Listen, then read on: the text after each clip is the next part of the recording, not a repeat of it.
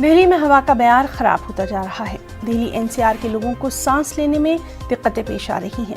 Anand Vihar, ITO और द्वारका समेत मुख्तलिफ मुकामात पर एयर क्वालिटी इंडेक्स बेहद खराब जुमरे में दिखाई दे रहा है।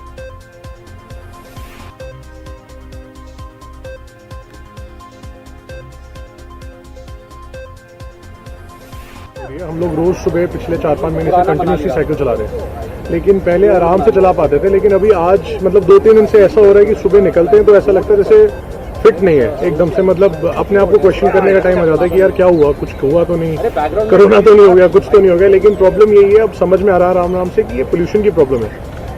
People are actually facing this problem. हम हमारे ग्रुप में सारे लोग बोलते थे कि पोल्यूशन है, नहीं आना, तो हम लोग सोचते थे मजाक कर रहे हैं, हम उन्हें बहाने लेके मना कर देते थे।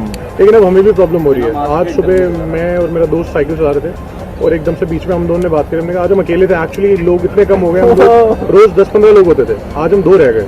और एक दूसरे से हम यही बात कर रहे थे कि इतनी प्रॉब्लम हो रही है, ये एक्चुअली पोल्यूशन ही है।